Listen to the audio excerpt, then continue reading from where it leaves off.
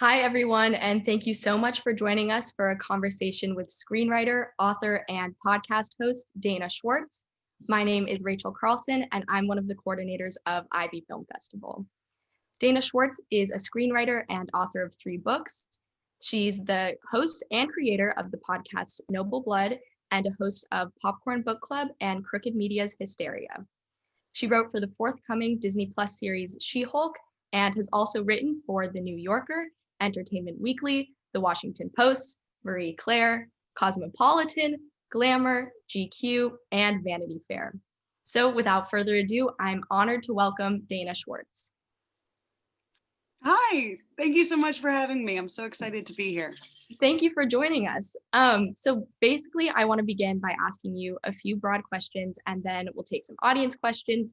So audience members, if you have a question while we're talking, just drop it in the chat or in the Q&A box, and we'll get to it towards the end.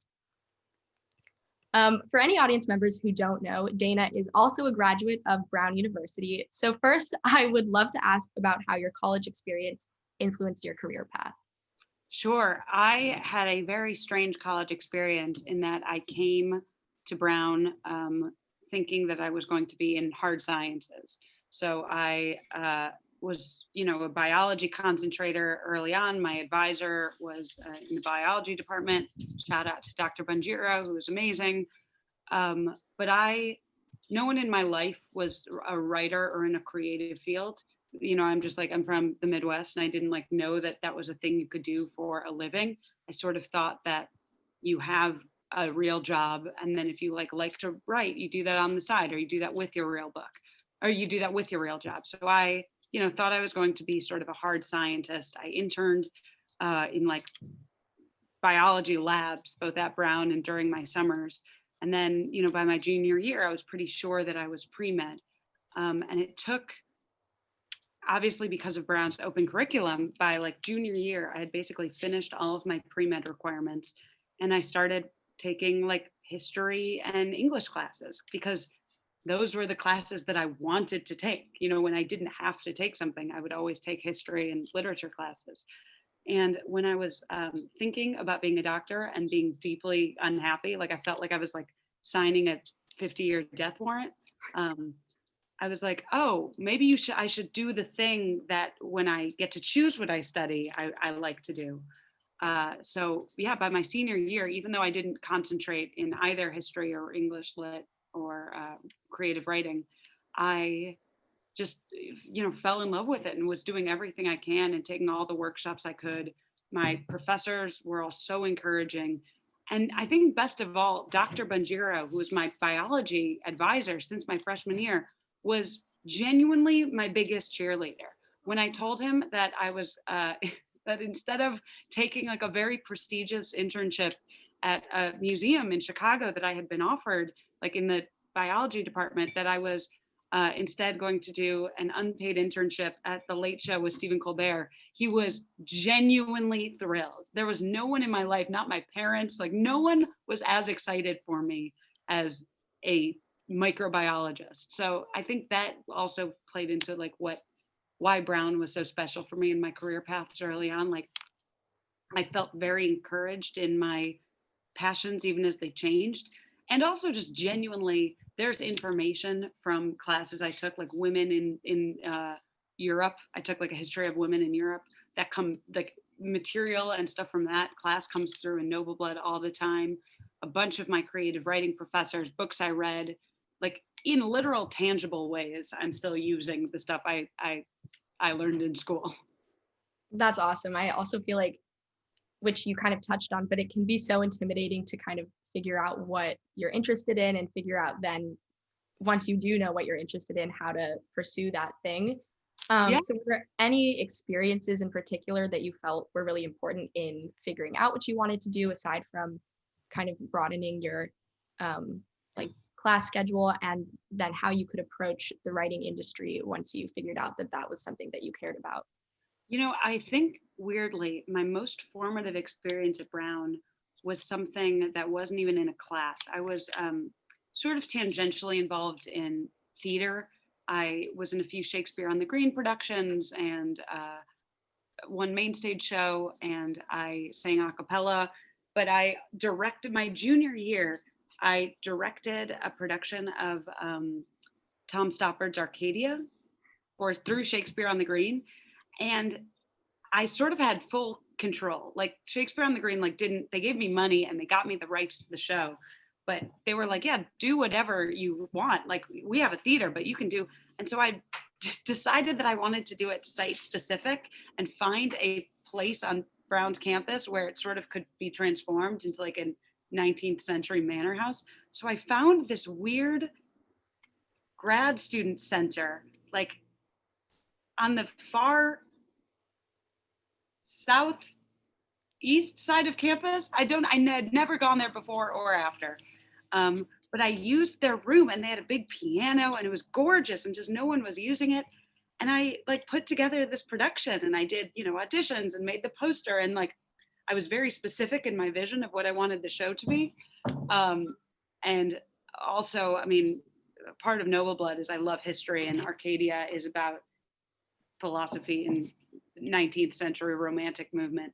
But I think like that experience of being able to like get the resources to direct a show gave me the confidence to do a lot of other things later in my career. Like then, I felt very like competent and I felt like I was in a leadership position. And then, later on when I was like, writing a book proposal or applying for a job, like I think that experience opened the switch of like, oh, I can pull something off. The show really came together and like it sold out and it was a success. And if I do say so myself, I thought all my actors did a wonderful job. It was a great show. So I think that experience really carried me through the rest of my career in symbolic and literal ways. Yeah, that sounds like such a good opportunity just in figuring out how you can sort of like carry yourself in that environment and be really in control of like what you are creating. There's also this moment I feel like all college kids have, or hopefully have, and I want, the dream is that everyone has this as early as possible, but I guess I only had it when I was doing that play and like was able to like ask for things that I didn't know I could ask for. Like I just like negotiated with the building manager. I was like, we're gonna do a play here, and no one stopped me, and I didn't need to like ask anyone else for permission. There's that sort of like, I hate to be like, it's so I'm so sorry that I'm like quoting Ayn Rand, but that whole like, it's not who's gonna let me, it's who's gonna stop me. Like college is such this weird bubble that you can't really get in trouble if you're not doing bad things. But like, you're not gonna get in trouble for putting on a play. And so you can just do whatever you want and people will let you. It's like, if you wanna make a movie with your friends, do it. If you wanna make a web series, if you wanna put on a site specific play or do stand up or write a novel, like you can just do it. And you have all the resources of this university where it's like, hypothetically, if you want to write a novel at Brown, you could just like go to your English professor during office hours and like use that resource of someone who's like amazing in their field to like talk to them. And like, that's something that I didn't take advantage of enough when I was a student, but is a switch that I wish everyone could flip. That it's like, you have the resources of all these people who would also probably love to help you. Like they just want their professors, especially professors at Brown, because they want to help you and be teachers and help you succeed.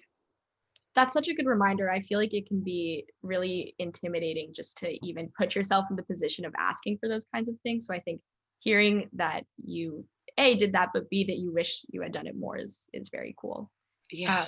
I mean, when else in your life are you going to be like, have access to like top experts in the field where you can basically ask them whatever you want? Exactly. And then so when you're thinking about your advice for aspiring writers, do you feel like that is kind of the heart of it, like taking advantage of those resources, especially for Brown students, and also just kind of putting yourself in positions where you are writing and creating? I think my number one piece of advice for writers is always finish something and put it out in the world. A lot of the most talented and funniest people I know haven't succeeded necessarily in tangible ways because they're too shy to put their work out in the world and to promote it the first thing you do is not going to be great, and it doesn't matter. You just have to keep putting it out there and learning and growing. And I think like not being precious with your darlings is an incredibly important fundamental lesson that everyone who works in the creative industry needs to know.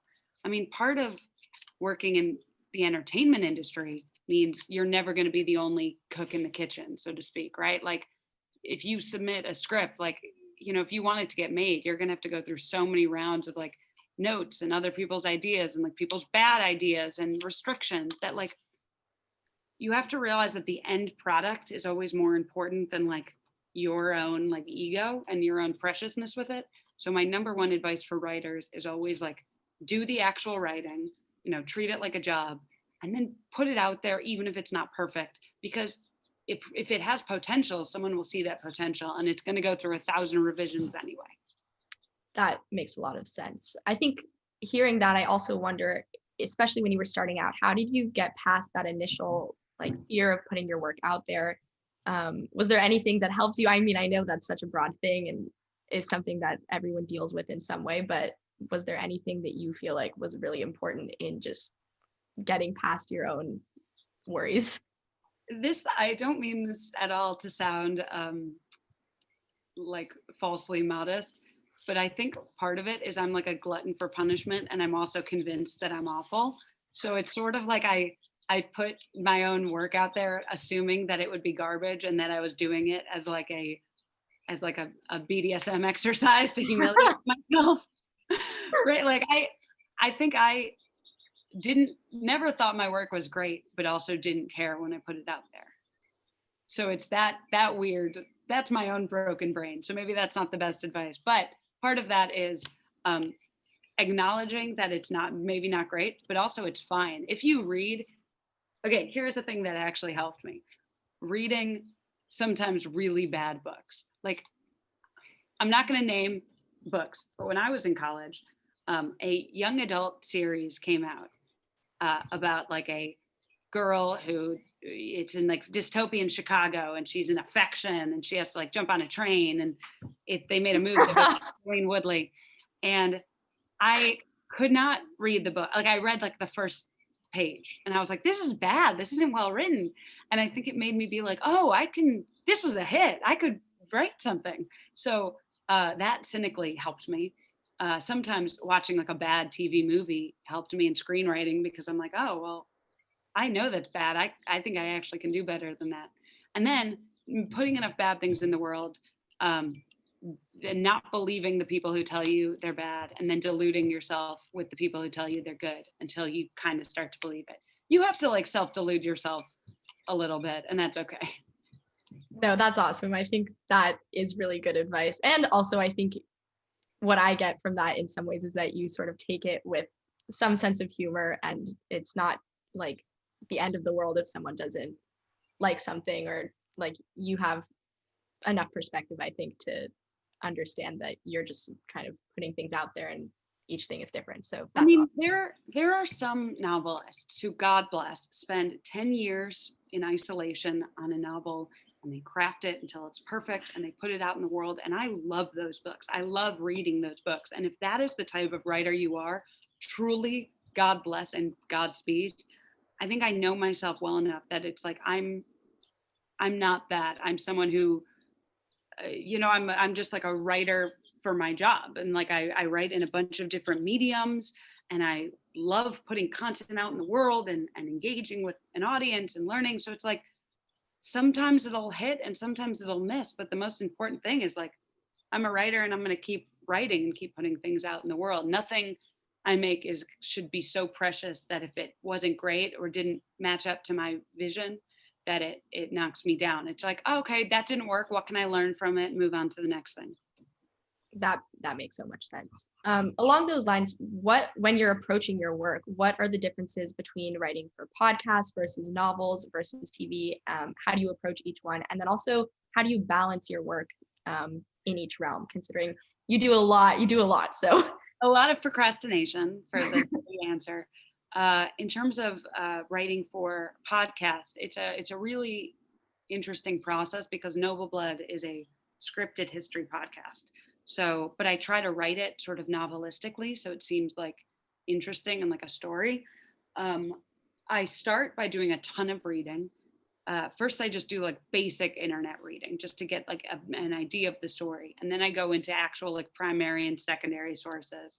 I have an amazing research assistant named Hannah who every episode compiles like in 100-page PDF document of all like the primary sources and books that I'm going to need for the next episode. And, for the first 6 or 7 months of doing Noble Blood, it was just me. And the time that I took not only to read but also to find those sources like made it take twice as long. And now that I have Hannah, it's like a godsend. But the process is I read through that packet once just to read through. I read through a second time making notes and like trying to find the story and the outline. And then I make like an outline with bullet points and write from there. Sorry, that was my computer. In the outline, in the novel writing, I have a very, very general outline, but I don't like it to be too specific because then I feel like it takes the fun out of it. If I know exactly what's going to happen in each chapter, then I just sort of feel like a workhorse on autopilot. It makes it very boring for me. Like for a podcast, I can do it because it's like I see the finish line. It's only like 3,000 words. But for a whole novel, like if I know every single step, I'm like, what's even the point of writing it? I just want to push a button and have it written. Like it doesn't feel fun. So I keep the outline super vague. It's like a marathon, but it's so much harder if you just see the straight shot. You know what I mean? If it was just like 26 miles straight and it was just an empty road, you're like, that's so boring. Where it's like I need to have twists and turns to trick myself into doing it. Screenwriting is also very different for pilots and features I've written. I do it more like a novel. Like I have a very vague outline, but just sit down and write and see what happens and edit. For television writing, I've only been in one television room, but the process with She-Hulk, which I think is similar to a lot of other TV rooms, is you brainstorm as a room, you outline sort of what the whole season is, then you come up with very detailed outlines for each episode. And then when you write your episode that you're assigned, you follow that outline, but you can sort of jazz it up with whatever you think is funny or whatever you think the showrunner will let you keep in there. So then after that, how do you work with editors to revise your work? And then what does your revision process look like in general? I hate editors. I mean, I love them because they save my life. I'm a nightmare with spelling and handwriting and copy and all of that. But I always get mad and I always think this is the word, I always think they make it worse, even though they're saving me for myself. With a novel, my experience is always by the time that I finish writing this novel, I've spent so much time with it that I hate it and I don't want to see it again. So basically whatever the editor says, I'm just like, fine, whatever you want. She-Hulk, I think because it wasn't mine, it was like I was doing it for the showrunner really and in service of the show. So I was so happy taking all of her edits. And a TV film I'm working on now is sort of similar where it's like, okay, all right, well, you're the money, you're the studio, I'll just take your notes, which is all to say, I don't have a big enough ego or I don't have enough self-confidence to ever actually fight an editor, but secretly I always think I'm right, which is the worst possible approach because it's the worst of no worlds. So then when you are actually writing, maybe while you're in the process of revising or before that, and you have something like writer's block or you face any other challenges like that, how do you approach those and move through them? The best strategy that I found for writer's block is you go onto Twitter and you just scroll Twitter for 6 hours while your eyes get glossy and blank. And then it always works. Then you always feel like you're ready to write. There's a Neil Gaiman quote or something he says like, inspiration will find you, but it has to, that's the famous quote is like, inspiration will find you, but it has to find you working. Neil Gaiman's quote is something about like, you have to turn the tap on if you want the water to come. I'm paraphrasing, but the idea is sometimes you need the physical act of your fingers moving to be able to think. I sometimes think and talk best when I'm walking. I think that was a Louisa May Alcott said, if I couldn't walk, I couldn't write. Maybe another writer. Don't correct me if I'm wrong. I'm a very tactile person. I like to write with my hands, and I like to walk and pace. So sometimes if I really have writer's block, but I need to write, I just write a garbage first paragraph, something like, okay, I know this first paragraph is going to be absolute garbage, but I'll just write one paragraph that I will 100% delete later. And I find that by the time I finish that paragraph, I'm kind of flowing. Nice. Like kind of the Anne Lamott first draft Yeah. method. Yes. Thank you for accurately quoting an actual person who talked about that. Yes. No, that's awesome. And so I was thinking about your next book, which I know is coming out next year, I think. And I was wondering if in the process of writing it, obviously the pandemic is still happening. Has that affected your writing process, or has that been beneficial or detrimental? I'd love to hear about that. I thought it would make me write a lot faster and a lot better, but it hasn't. What it did change actually was the content of the novel. So my next novel is like a young adult novel about surgery in the 19th century. So we got a little biology and a little 19th century Arcadia in there.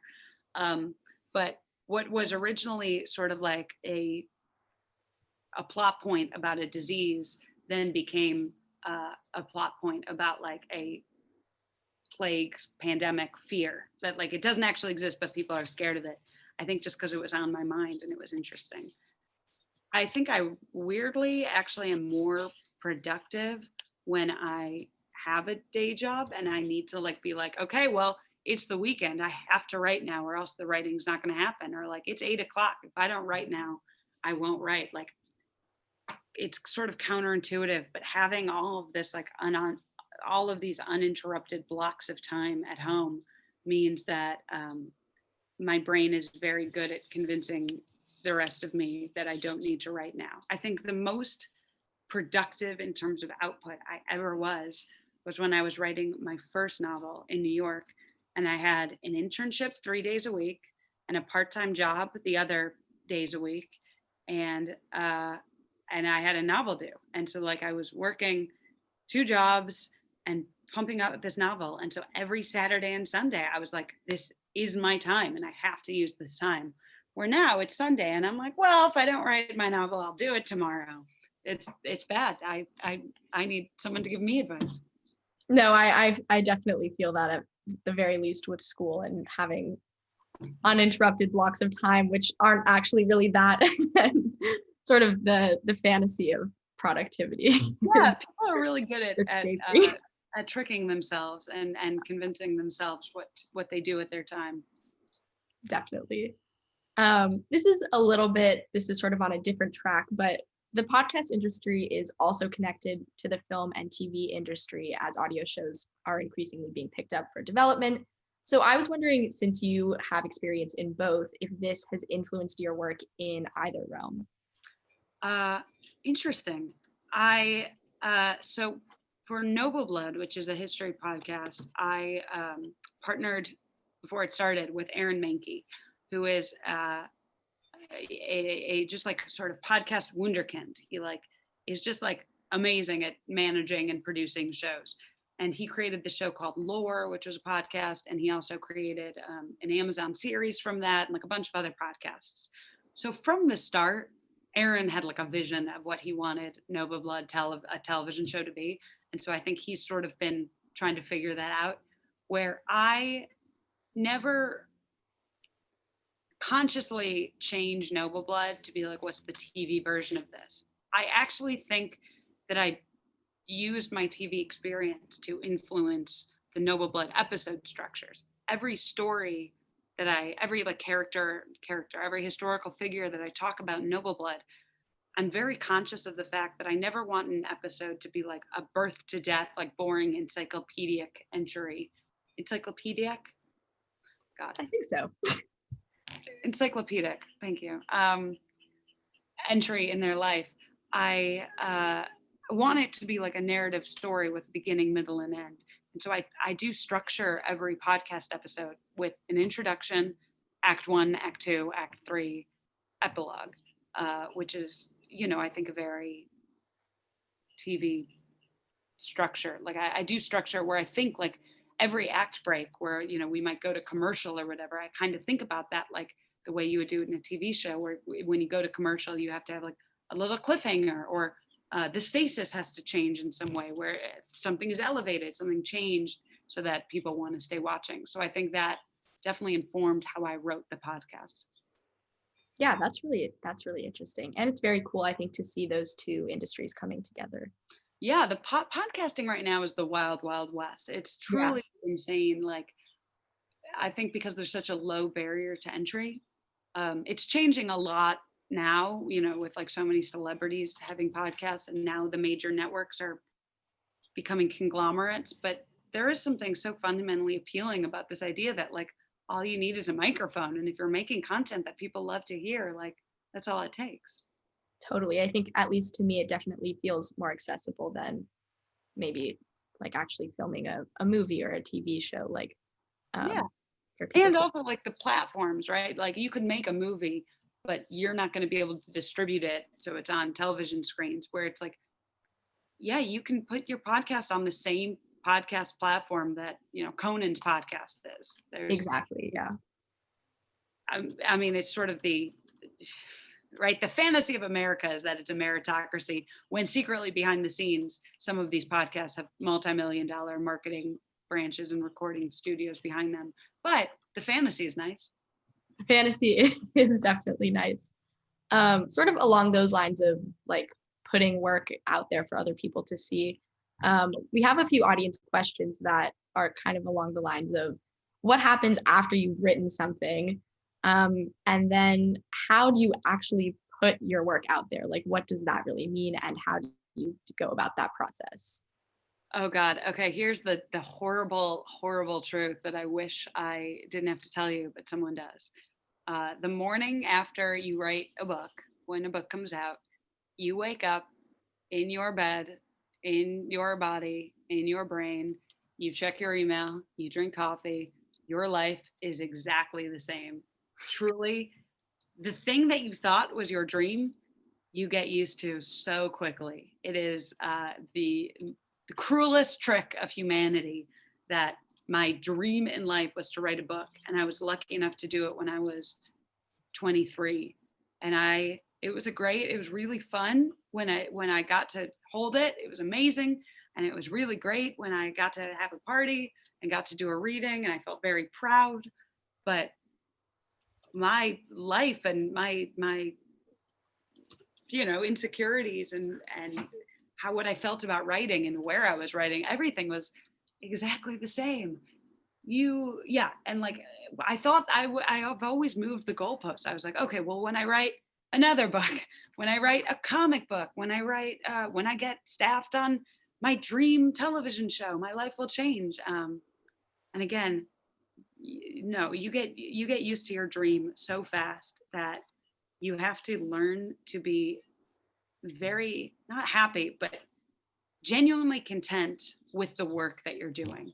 Someone once said, or they've said it about any industry, it's like winning a pie eating contest and the prize is more pie. It feels like being a writer or getting, a job in TV. It's like, okay, you got this dream job, but now your job is to do it every day. So you really can't get into wanting to be a writer, wanting to be a TV writer, wanting to be a comic book writer because you want the accolade or check next to your name of like, I am a book writer. That is my thing.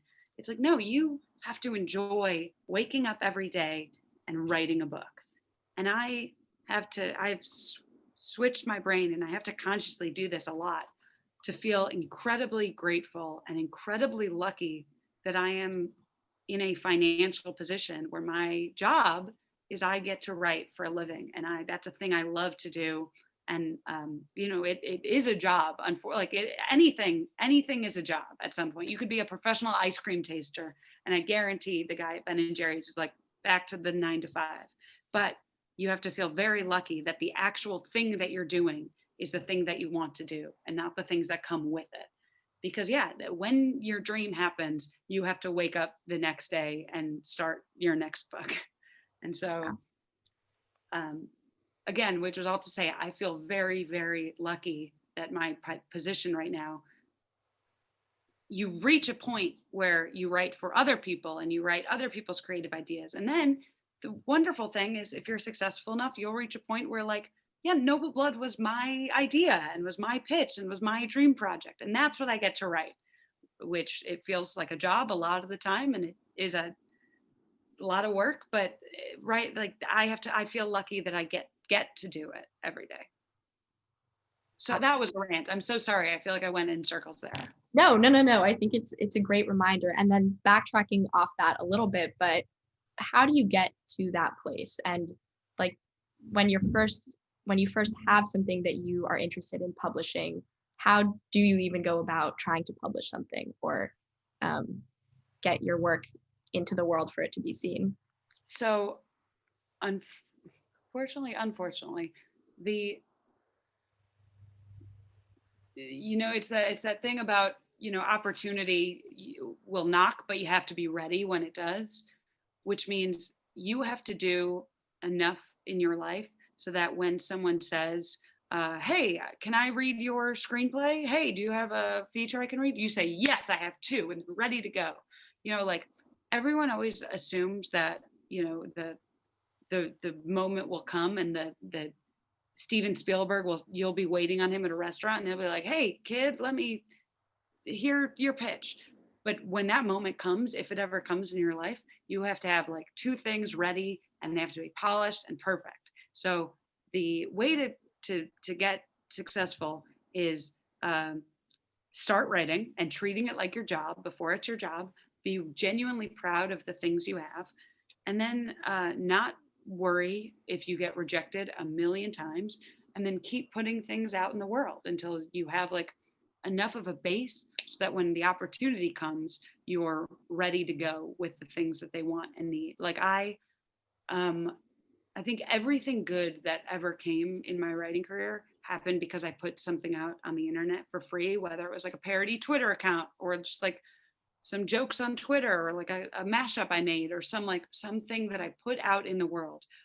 And then someone saw it and then offered me, a sliver of an opportunity. And I always said yes and did my best job at that thing. And then that thing someone else saw and offered me a sliver of an opportunity. And then I did my best job at that thing.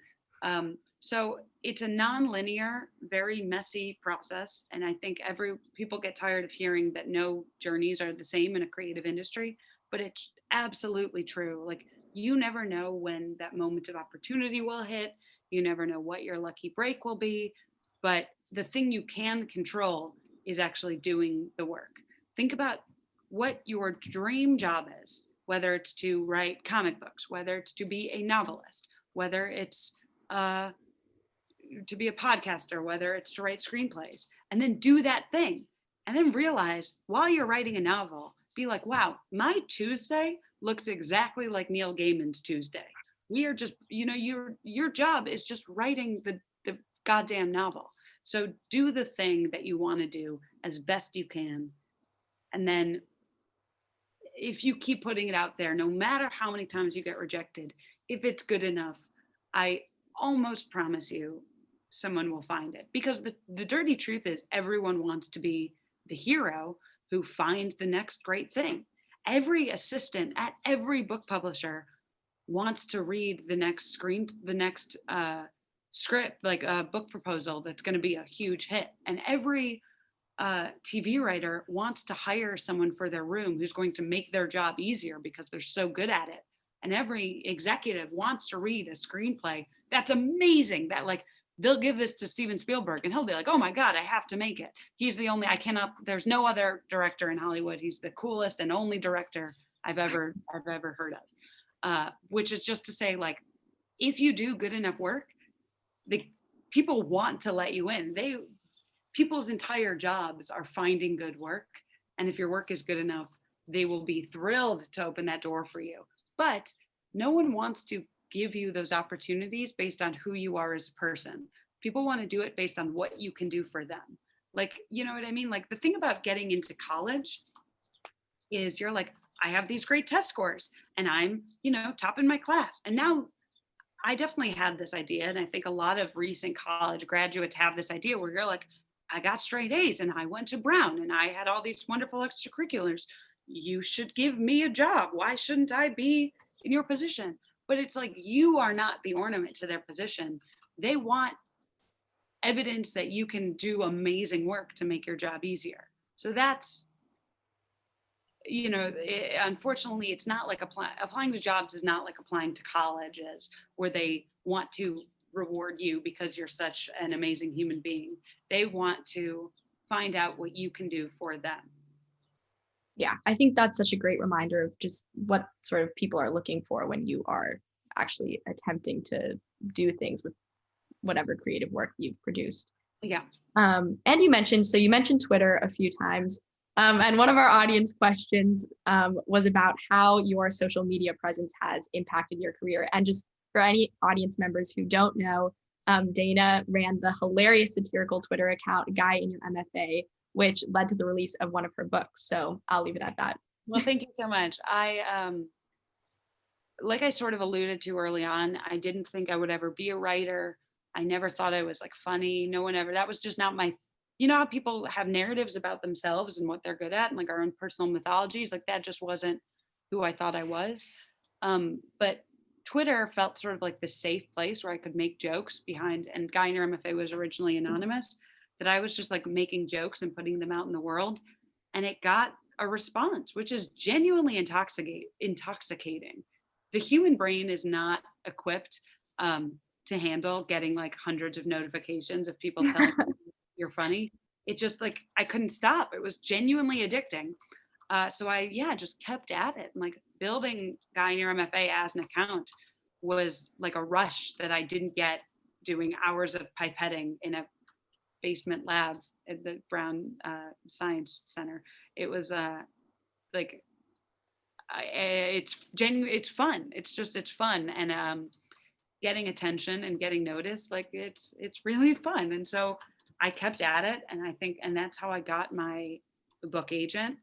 And that's how I think a lot of people noticed me early on. But as soon as Guy in Your MFA sort of started to hit, I cold emailed every single editor of every single online publication that I wanted to freelance for, because at this point, my senior year, I was like, I want to be a writer.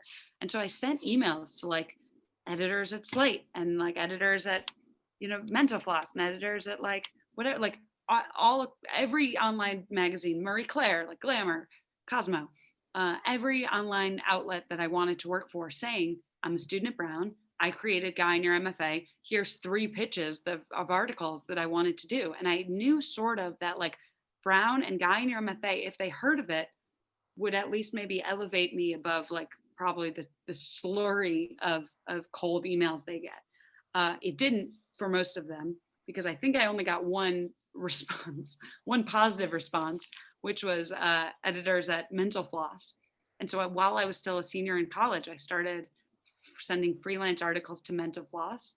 When I moved to New York and had I don't remember if it was unpaid or just so low paying that it was basically unpaid in New York internship, I worked part-time at Mental Floss. I got hired full-time there after the internship ended.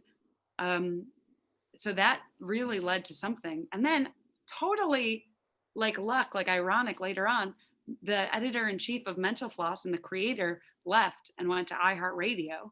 And then when I was pitching Noble Blood, the editor at iHeart goes, I know Dana. I worked with Dana. I love Dana. She's great. She showed up to work on time every day and did a good job. So it was like that amazing roundabout circle thing of like, you put something in the world, but then the next important thing is using the name recognition or using the connections or using whatever to get the things you want. And I mean, I used that with my Twitter too. As my personal Twitter started to get more attention, I would reach out to editors, and having that name recognition, I think absolutely helped. I think it helped with book publishers. It's like the same, the same reason if you're like browsing for movies, like, or even like looking at books in a bookstore, your eye will be more drawn to like a book you've heard of or a movie you've heard of. So like the mere exposure effect. You said you were doing neuro, so maybe I'm using that incredibly incorrectly. But I do think that social media was incredibly important for me for opening doors. But the next step was always no one then gave me a thing. It wasn't like Guy in your MFA hit 100,000 followers and then like they threw me a parade and gave me a job. You have to then use it to do the next step. Yeah, I think that's really interesting, especially because it can seem, I think, from the outside that social media just immediately provides that kind of, I think, opportunity when, yes, maybe it opened those doors, but you also had to be really proactive in like getting through the doors that it opened. Yeah, it's super helpful because it goes back to that idea of like people want to know what you can do for them. And I think social media was sort of an example of, it was like my resume on full display where I was like, this is my sense of humor, this is my sensibility, and having a certain number of followers meant like, and these are the people that think, my sensibility is funny or interesting. So then later when I reached out to like jobs or, book publishers, they think like, oh, okay, she's showing us what she can do. Nothing will ever be handed to you until you can actually show what you're able to provide. Yeah. And we got an audience question that was asking about, I think, which kind of goes with what we're talking about now, but steps to getting into a writer's room, and if you have tips for working with an agent or a manager, and if you recommend one over the other, especially for people who are just starting out. Yeah, I again have to go back to that horrible thing of like, no two paths are the same. When I got to LA, I moved to LA because I was working at Entertainment Weekly, but I knew sort of in the back of my mind that I wanted to go over to the creative side. It was a friend who I met for lunch, and he was a film director. He directed animated movies, and he knew I loved animation, so we were chatting, and he goes, "Okay, you're from Highland Park. I know a manager who's like from your neck of the woods that I think you'd really hit it off with." And so I met with her, and she, based on my body of work and my articles, she was interested in signing me. So it was that weird combination of someone being like, "Hey, let me send an email," and then her responding to like, I sent her like a packet of like my funniest tweets and my funniest articles to be like, here I am. I also had an agent. They reached out to me. I think just sort of, I have no idea how that process works or what they do.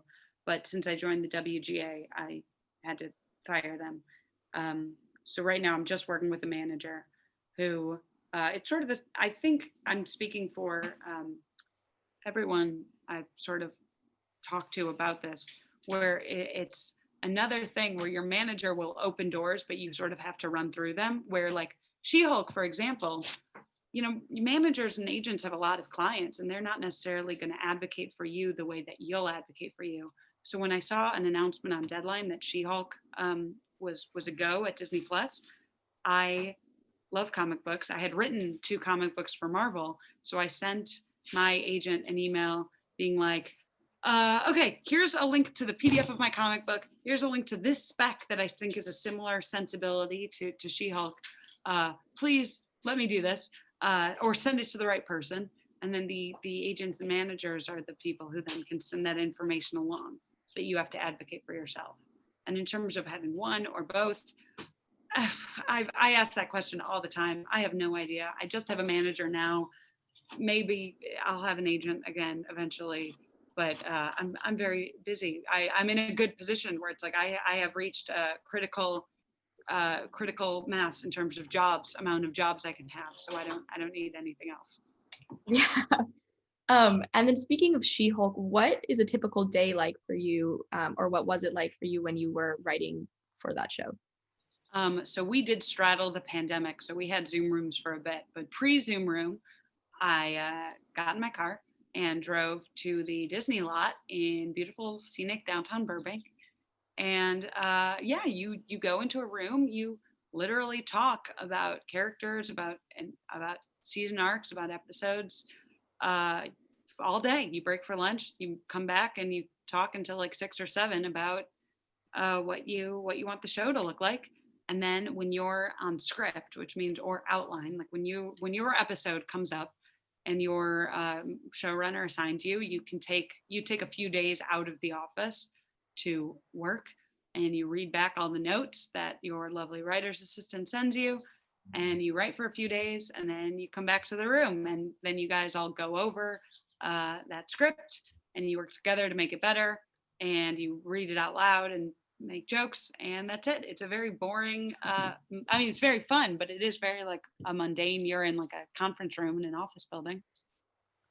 So it sounds like that is one environment where you're working with other people. But another audience question that we got was whether you typically like to work with like a creative partner on writing projects, and how you go about the process of finding those kinds of partners and what you look for. People who are smarter and funnier than me. If I'm doing a partner, genuinely, like the people that you're jealous of, that they're so smart and funny, those are the people that you always want to work with. Like illustrators for upcoming projects are always the ones where I'm like, oh my God, I wish I knew how to draw. I wish I could do this. I wish I had your brain. Projects that there's no better way to approach jealousy than by getting them on your team. So that's how I always just try to collaborate with people that I'm jealous of.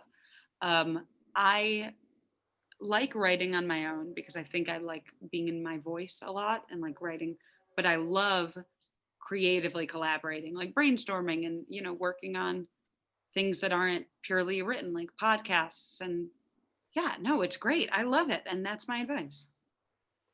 And then another question we got was whether you have like specific books that you consider, or even movies that you consider required reading for aspiring writers and screenwriters. Oh, it's so basic, but Stephen King's On Writing, because it is good tips, but it also is just a good reminder that like writing is a job. And Stephen King, he pumps them out, but he goes to work every day. He hits the desk. And so definitely On Writing, because it's a good reminder that it's a job, it's a craft, but it's also a job. You know what I'll say in terms of screenwriting? My favorite screenplay adaptation of any recent years is Greta Gerwig's Little Women. I think everyone should watch that, and then everyone should read the screenplay. I love Little Women. Also, the Fleabag screenplays, teleplays, which they now sell as a book. I think they call it the scriptures. It's so helpful. I think if you watched and enjoyed Fleabag and you want to be a screenwriter, absolutely read those scripts. I feel like that's very good advice, because it's definitely a different format, I think, than reading like a novel, or even though they all work together. But yeah. Another question that we got was for students who might be watching who don't go to Brown or don't go to a large university with the same resources as Brown, or even recent grads who might be on their own a little bit more. How would you suggest going about the process of finding a mentor, or being able to kind of start the process of writing and working? I think treating it like your job is the best piece of advice I have. Treat writing like your job, and it'll become one. In terms of finding a mentor, be genuine and earnest. I think the best mentors that I have are people whose work I just genuinely love and respect. Like no one, that I think would be like good for my career, but just like friendships I form with people because I love their work and want to know more about them. Like, I think when it's a little artificial, people can sort of see through that when they send a letter that's like, dear Miss So-and-so, thank you. I'm writing to say, like those really curated, like post-college letters people send. It's tricky. These things come naturally. I think also mentors, the problem with mentors is remembering that no one owes you their time, and you're not entitled to someone, and some people may be busy and some people may not have the energy to like give to a college student, no matter how polite your email was. And so to not get mad or weird about that, but also, to want to reach out in like the genuine spirit of friendship, because like mentorships then go both ways. The dream is that your mentors become your collaborators. I feel like I've been lucky enough that I was able to interview one of my writing heroes. And then he became like a friend of mine who I am able to ask for advice from. And like that's the privilege of like a mentor is not in like any external career stuff, but it's like this is someone whose opinion I genuinely respect. And it's a privilege to be able to get it from them. So that is a long-winded answer, as all of mine have been. So I'm so sorry. No, I think every answer so far has been incredibly helpful. And I think we really have time maybe for one or two more questions. Yeah, let's do a lightning. Yeah. So something we've gotten a lot from the Q&A has been how you get better at pitching your work. Just it's pretty basic, but like, was there anything that really helped you as you were working on doing that?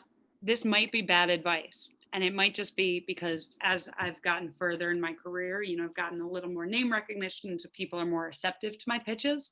So maybe that's why I do better. But the thing that I think helped me is being less formal in my pitch letters. I think when my pitches used to be like, dear sir or madam, like, you know, I like very formulaic where it's like you praise a thing that they've done recently, like the things that the internet tells you to do. It's like, your recent article about jet propulsion has fascinated me. And I think that I, as a Brown University graduate with a degree in science and policy, could contribute much. Like that weird formality. Yep. You sort of have to remember that these are people reading them and they don't want you to be weird.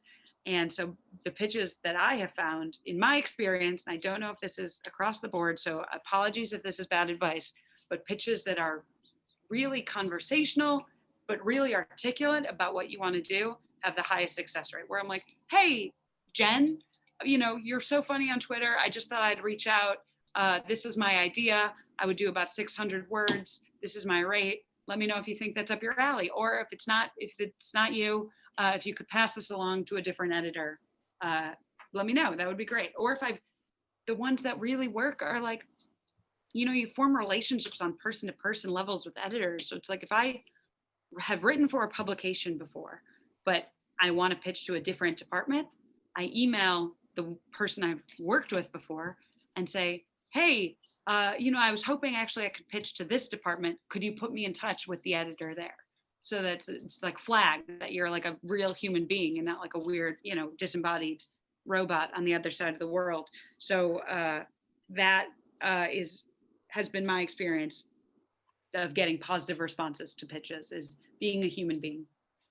It's a good reminder. I feel like there's such a pull to want to be really formal to sort of present yourself in that very specific way. So I appreciate hearing that. Yeah, it comes to like people want your idea to be good. People want an article that's going to do well for them, or want a book that's going to sell a lot. And like they're not rewarding how polite your pitch email is. I mean, don't be rude. Never be polite, but be friendly. Be natural. Use your voice. I mean, if you're a funny writer and you're like a cool person, be a cool, chill person.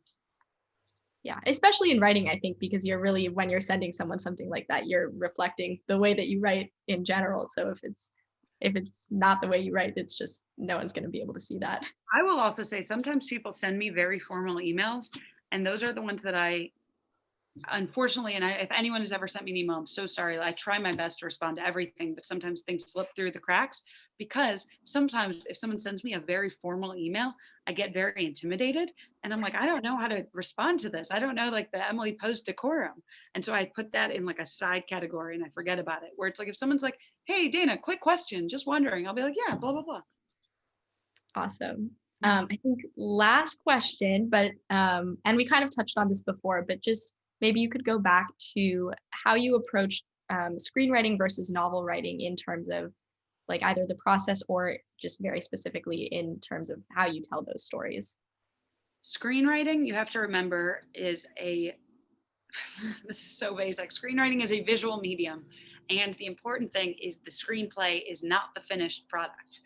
You know, like you can be blunt and articulate and very to the point in terms of what you're describing, because you have to close your eyes and visualize what the thing is going to look like on the screen and write it as specifically as you can so that if a stranger was reading this, they would be able to picture the same thing you're picturing.